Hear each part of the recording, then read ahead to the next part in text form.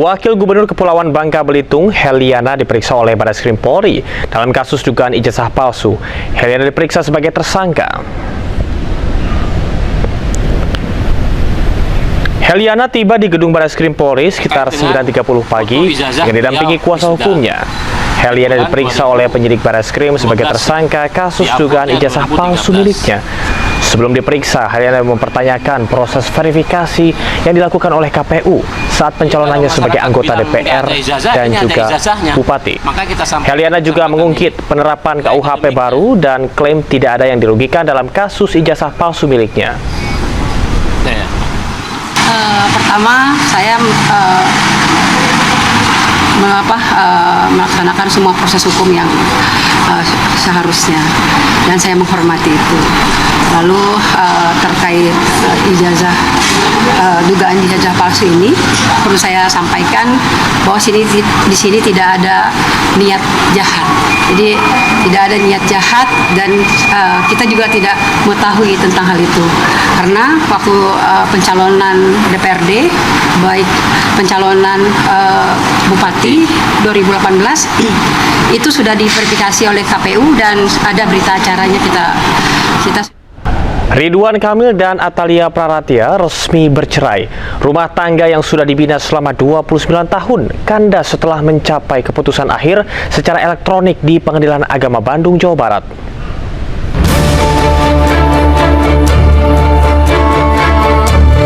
Pengadilan Agama Bandung resmi mengabulkan gugatan perceraian yang dilayangkan Atalia Praratia terhadap mantan Gubernur Jawa Barat Ridwan Kamil.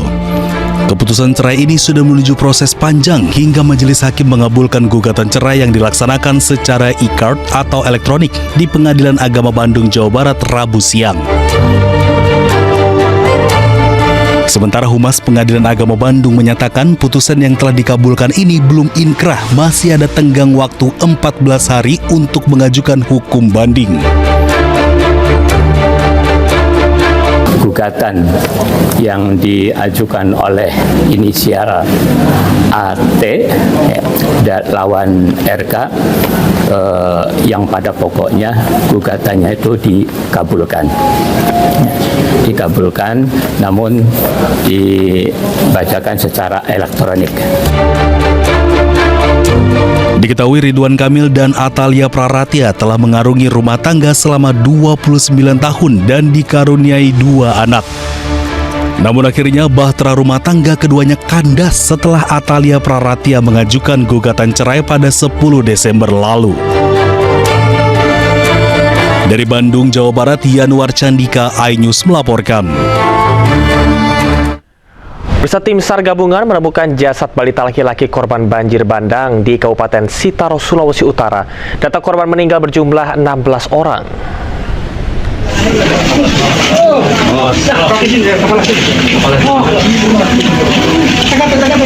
Korban banjir bandang balita berusia 2 tahun bernama Clayton Tatambihe ditemukan tim SAR gabungan di Desa Langhaeng, Kabupaten Sitaro, Sulawesi Utara.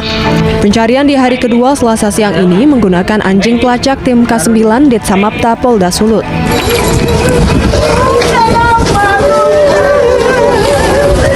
Korban yang ditemukan tertimbun material tanah di dalam rumahnya langsung dievakuasi petugas ke rumah duka yang berada tidak jauh dari lokasi penemuan. Ya hanya medan dan cuaca ya, karena masih cuaca hujan terus bisa menghambat pergerakan anggota kami di lapangan termasuk aktivitas dari kinen kami di lapangan. Meski pencarian korban masih terkendala medan dan cuaca, namun petugas yang diterjunkan berhasil menemukan korban yang tertimbun. Dari data yang dihimpun, korban meninggal banjir bandang Kabupaten Sitaro berjumlah 16 orang.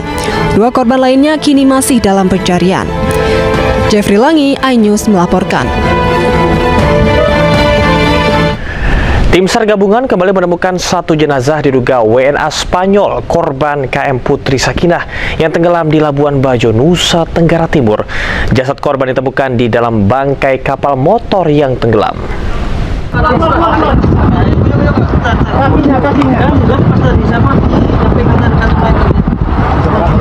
Pegang kakinya.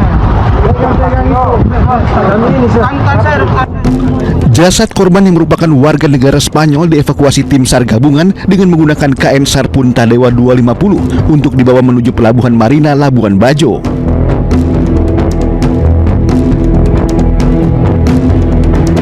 Korban ditemukan di hari ke-12 pencarian pasca tenggelamnya kapal motor Putri Sakinah di perairan Pulau Padar, Labuan Bajo, Nusa Tenggara Timur pada 26 Desember 2025 lalu. Penemuan korban bermula dari informasi nelayan setempat yang menemukan bangkai kapal Putri Sakinah. Korban diketemukan bersama dengan bodi kapal. Selanjutnya korban dievakuasi menuju ke Labuan Bajo. Selanjutnya tim begitu menemukan satu korban, tim melaksanakan penyelaman di bodi kapal dengan hasil nihil. Untuk tindakan lebih lanjut, jenazah korban selanjutnya diserahkan ke tim DVI Polres Manggarai Barat. Penemuan jasad korban ketiga ini kini masih tersisa satu korban yang belum ditemukan. Dari Kabupaten Manggarai Barat, Nusa Tenggara Timur, Joni Nura, iNews melaporkan. Pemirsa, atasi masalah krisis air bersih, personel Brimob membuka sumur bor di lokasi pengungsian di Kecamatan Tuka, Tapanuli Tengah. Selain sumur bor, sejumlah personel Brimob Polda Sumut juga membuat sumur gali untuk memenuhi kebutuhan air warga Kabupaten Tapanuli Selatan.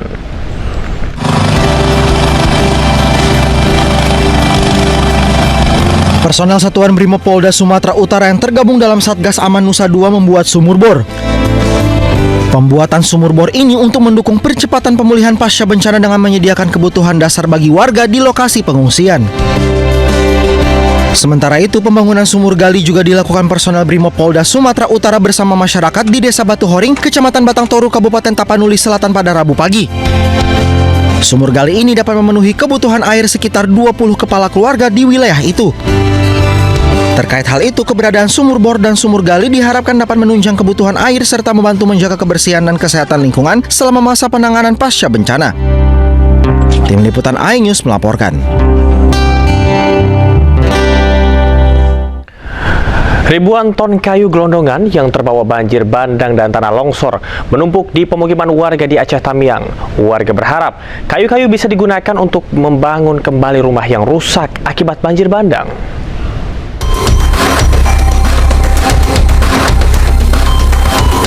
Ribuan ton gelondongan kayu berbagai ukuran menumpuk di Desa Pengidam, Kecamatan Banda Pusaka, Kabupaten Aceh Tamiang, Aceh. Kayu-kayu gelondongan itu menumpuk hingga mencapai 5 meter lebih. Tak banyak yang bisa dilakukan oleh warga sekitar. Mereka hanya bisa berharap kayu-kayu tersebut bisa digunakan untuk membangun kembali rumah mereka yang rusak diterjang banjir bandang.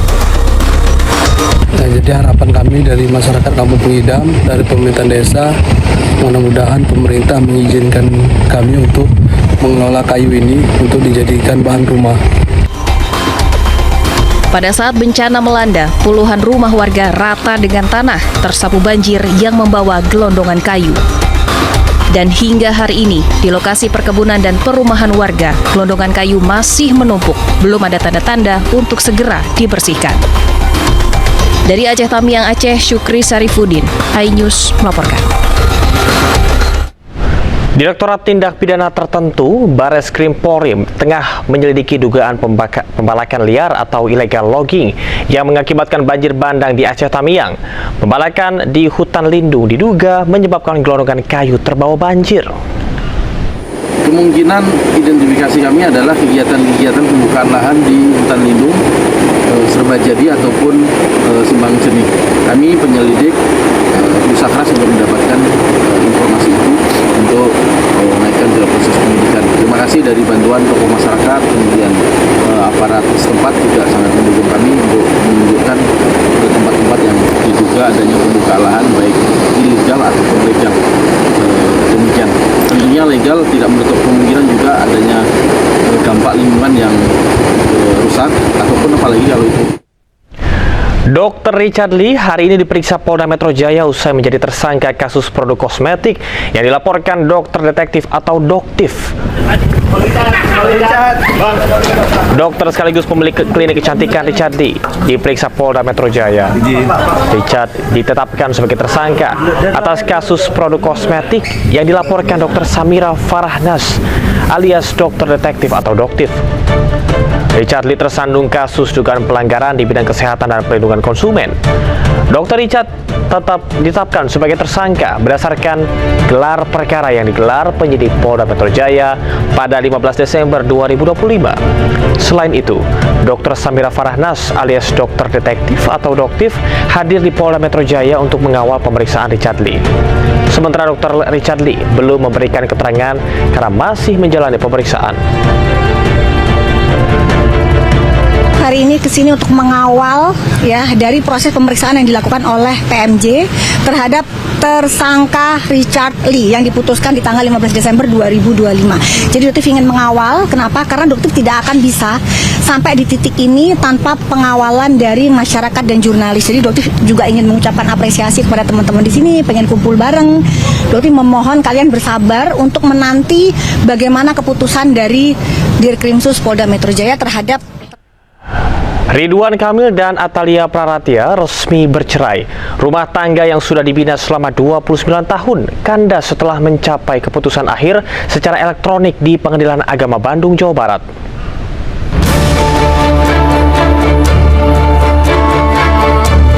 Pengadilan Agama Bandung resmi mengabulkan gugatan perceraian yang dilayangkan Atalia Praratia terhadap mantan Gubernur Jawa Barat Ridwan Kamil. Keputusan cerai ini sudah menuju proses panjang hingga majelis hakim mengabulkan gugatan cerai yang dilaksanakan secara e-card atau elektronik di Pengadilan Agama Bandung, Jawa Barat, Rabu siang. Sementara Humas Pengadilan Agama Bandung menyatakan putusan yang telah dikabulkan ini belum inkrah, masih ada tenggang waktu 14 hari untuk mengajukan hukum banding. Gugatan yang diajukan oleh inisial AT lawan RK yang pada pokoknya gugatannya itu dikabulkan namun dibacakan secara elektronik. Diketahui Ridwan Kamil dan Atalia Praratia telah mengarungi rumah tangga selama 29 tahun dan dikaruniai 2 anak. Namun akhirnya bahtera rumah tangga keduanya kandas setelah Atalia Praratia mengajukan gugatan cerai pada 10 Desember lalu. Dari Bandung, Jawa Barat, Yanuar Candika, iNews melaporkan. Wakil Gubernur Kepulauan Bangka Belitung, Heliana, diperiksa oleh Barreskrim Polri dalam kasus dugaan ijazah palsu. Heliana diperiksa sebagai tersangka. Heliana tiba di gedung Barreskrim Polri sekitar 9.30 pagi yang didampingi kuasa hukumnya. Heliana diperiksa oleh penyidik Barreskrim sebagai tersangka kasus dugaan ijazah palsu miliknya. Sebelum diperiksa, Heliana mempertanyakan proses verifikasi yang dilakukan oleh KPU saat pencalonannya sebagai anggota DPR dan juga Bupati. Heliana juga mengungkit penerapan KUHP baru dan klaim tidak ada yang dirugikan dalam kasus ijazah palsu miliknya. Pertama, saya melaksanakan semua proses hukum yang seharusnya, dan saya menghormati itu. Lalu terkait dugaan ijazah palsu ini, perlu saya sampaikan bahwa di sini tidak ada niat jahat. Jadi tidak ada niat jahat, dan kita juga tidak mengetahui tentang hal itu. Karena waktu pencalonan DPRD, baik pencalonan Bupati 2018 itu sudah diverifikasi oleh KPU dan ada berita acaranya kita. Polisi mengungkap jaringan perjudian online yang beroperasi secara nasional hingga internasional. Hasil penelusuran penyidik, jaringan ini memanfaatkan sistem pembayaran digital seperti KRIS serta mendirikan perusahaan fiktif untuk menyamarkan alur transaksi. Total 17 perusahaan digunakan sebagai fasilitator pembayaran dan penampung dana perjudian online. Dari kasus ini, polisi berhasil menyita dana lebih dari 59 miliar rupiah serta menetapkan 5 orang tersangka dengan peran berbeda. Kemudian juga saat ini Direktorat Cyber Barreskrim Polri menangani 3 laporan polisi melalui mekanisme Perma nomor 1 tahun 2013 dengan total penyitaan 37 miliar 650 juta 717.250 rupiah dengan rincian sebagai berikut. Jadi LHA-nya dari PPATK kita rinci menjadi 3 laporan polisi dengan penyitaan yang ada di depan sebanyak 37 miliar sekian. Para tersangka dijerat dengan sejumlah pasal, termasuk tindak pidana pencucian uang dengan ancaman hukuman hingga 20 tahun penjara. Tim Liputan iNews melaporkan. Pemirsa, ahli hukum perdata Gunawan Wijaya menyampaikan bahwa gugatan CMNP salah pihak. Hal itu disampaikan dalam sidang lanjutan sidang perdata PT CMNP terhadap PT MNC Asia Holding hari ini.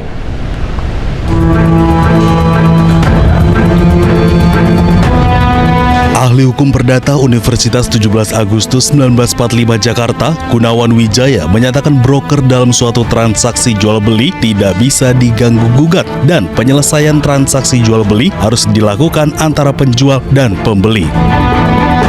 Pernyataan ini disampaikan sebagai saksi ahli hukum perdata dalam sidang lanjutan perkara perdata PT Citra Marga Nusa Pala Persada CMNP dengan PT MNC Asia Holding. Ya, kalau yang dipersoalkan adalah jual beli, ya tentunya sengketa itu adalah penjual dan pembeli. Kalau tidak ada pembeli di situ, maka tidak ada yang dalam tanda kutip digugat dalam rangka penyelesaian jual beli tersebut. Lebih lanjut, Gunawan menegaskan jika ada suatu gugatan yang bukan berasal dari penjual atau pembeli, maka gugatan tersebut salah pihak sehingga tidak dapat diterima atau cacat formil. Saya akan mengatakan salah pihak. Ya, berarti harus di NU. Sebelumnya, CMNP selalu menyebut transaksi NCD merupakan tukar-menukar dan bukan jual-beli. Sementara Hotman Paris menegaskan bahwa dalam laporan keuangannya, CMNP melampirkan Drosophila sebagai pembeli surat berharga tersebut. Karena dalam hukum acara, kalau salah gugat, maka putusannya mengatakan gugatan tidak dapat diterima atau NO atau Newton Van Klik. Karena dalam laporan keuangannya menyebutkan yang membeli itu adalah Drosophila. Ya harusnya Drosophila yang digugat dong. Sementara itu, hingga kini pihak CMNP tidak merespon permohonan wawancara. Presiden Prabowo menyapa Titik Soeharto saat menghadiri panen raya di Karawang, Jawa Barat. Sapaan membuat suasana yang semula hikmat menjadi riuh. Saudari Siti Hediati Soeharto. Momen menarik terjadi saat Presiden Prabowo Subianto menyapa Titik Soeharto yang juga hadir dalam acara panen raya di Karawang, Jawa Barat hari Rabu. Sapaan Presiden Prabowo kepada Ketua Komisi 4 DPR RI tersebut membuat suasana yang semula hikmat menjadi riuh. Tepuk tangan hadirin menggema diikuti respon Prabowo yang memancing tawa hadirin. Ketua Komisi 4 DPR RI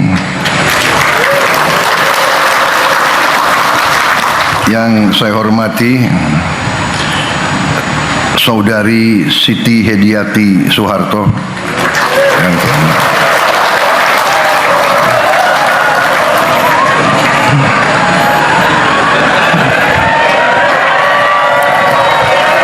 Tepuk tangannya kok panjang banget.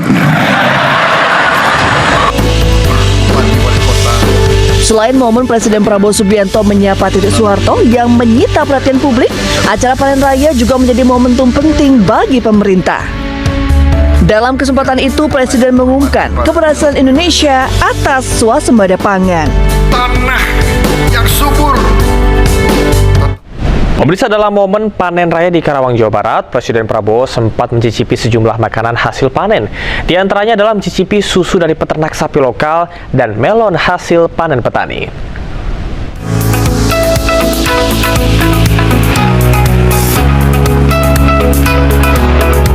Presiden Republik Indonesia Prabowo Subianto yang didampingi Menteri Pertanian Andi Amran Sulaiman dan Menko Bidang Pangan Zulkifli Hasan mencicipi segelas susu dari hasil olahan peternak. Sambil menikmati susu, Prabowo juga berbincang dengan sejumlah peternak. Momen itu berlangsung saat acara panen raya dan pengumuman swasembada pangan di Cilebar, Kabupaten Karawang, Jawa Barat. Selain mencicipi susu sapi lokal, Prabowo juga mencicipi hasil panen Betawi yakni buah melon. Prabowo tampak menikmati potongan buah melon di gerai petani buah-buahan.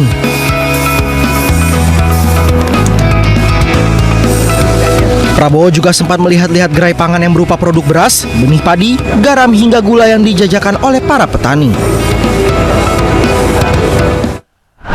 Pemerintah menanggung pajak penghasilan 21 periode 2026 untuk pekerja di 5 sektor padat karya tertentu. Hal ini dilakukan guna menjaga keberlangsungan daya beli masyarakat di tengah tantangan ekonomi tahun 2026.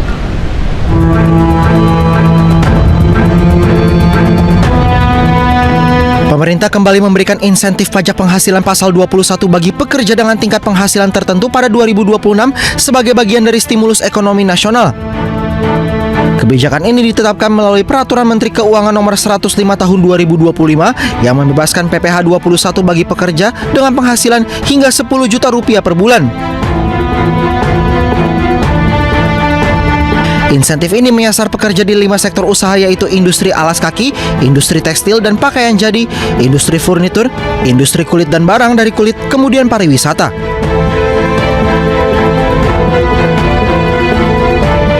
Fasilitas PPh 21 DTP berhak diterima pegawai tetap tertentu dan pegawai tidak tetap tertentu yang menerima upah di bawah 10 juta rupiah per bulan. Sementara bagi tenaga kerja lepas yakni menerima upah dengan jumlah rata-rata Rp500.000 per hari.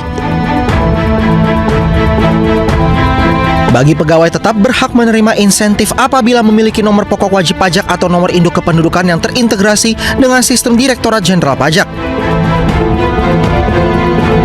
Selain itu, pegawai terkait bukan penerima insentif pajak penghasilan 21 ditanggung pemerintah lainnya berdasarkan peraturan perundang-undangan di bidang perpajakan.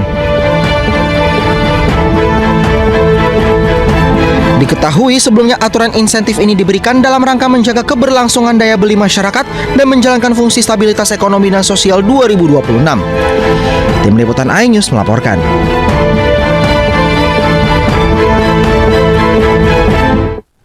Tidak hanya ikut campur dalam urusan politik Venezuela, Presiden Donald Trump juga mengancam Iran.